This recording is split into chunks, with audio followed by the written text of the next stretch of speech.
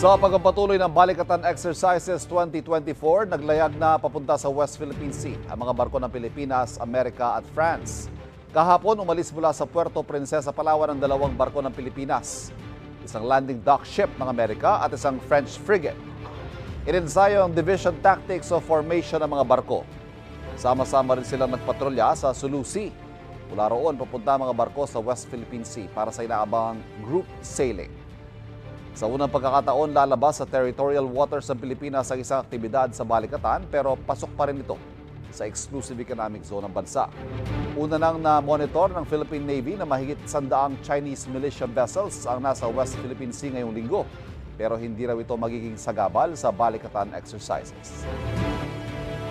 Sa tingin ko walang magiging problema because this is an annual event naman between the US and the Philippines. And we will continue with our exercises. Sugatan ng 4 na tao matapos makawala at magtatakbo sa kalsada sa London ang 2 kabayo ng British Army. Umabot naman sa Athens, Greece ang epekto ng sandstorm mula sa Sahara Desert. Papasada na ang UB Express overseas.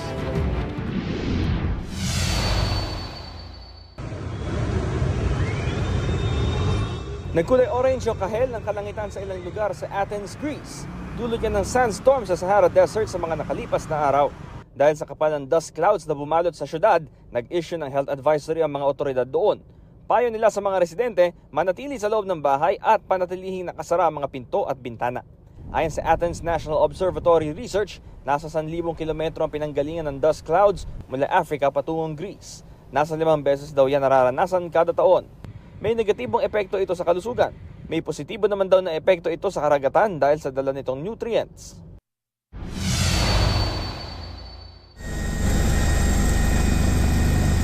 Isang lalaking natrap sa nasusunog na gusalian ay ligtas ng pulisya sa Lima, Peru. Lumambitin sa helicopter ang rescuer para tulungan ang lalaki. Dinala siya sa ospital. Nasa 10 fire truck ang dumating para apulahin ang sunog. Inaalam pa ang sanhi ng apoy.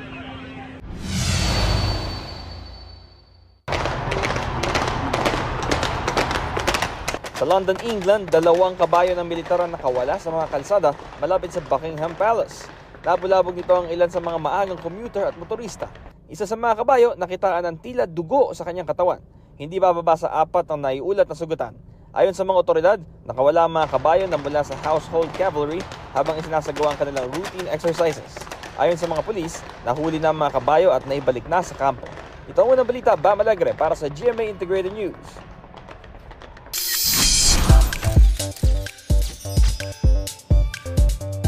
More patikim sa mga kwento ng mga karakter na aabangan sa Encantadia Chronicles Sangre. Ibinahagi ng mga bagong tagapangalaga ng brilyante ang backstory ng characters nila sa Philippine Book Festival 2024. Sa book reading session, nireveal ni Sangre Terra Bianca Umali na lumaki siya sa mundo ng mga tao.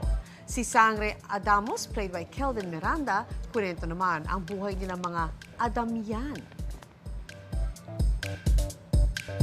Paborito kong basahin ang mga kwentong may mahika, kababalaghan, at ukol sa mga diwata at engkanto.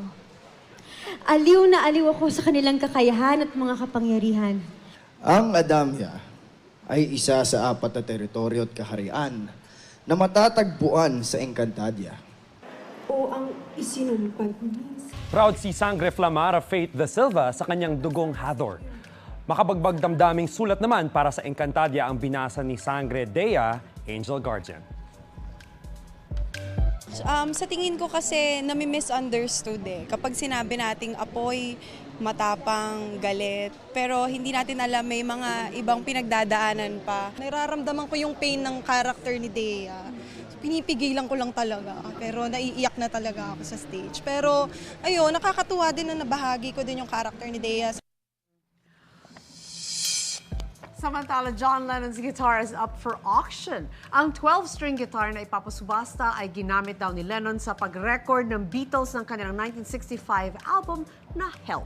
Ayon sa organizers ng auction, posibleng maibenta ang gitara ng hanggang $800,000 o mahigit 45 million pesos. Nakita raw ang gitara sa attic ng isang bahay sa England. Pinaniniwalaan na ang gitara ay niregalo ni Lennon sa isang British musician at binigay naman sa kanyang road manager. I-display ang gitara sa isang cafe hanggang sa katapusan ng Abril. Dadalhin ito sa New York para sa Music Icons Auction sa May 29. Wow! Susunod, ama at kanyang anak pinagbabaril sa Dolores Abra.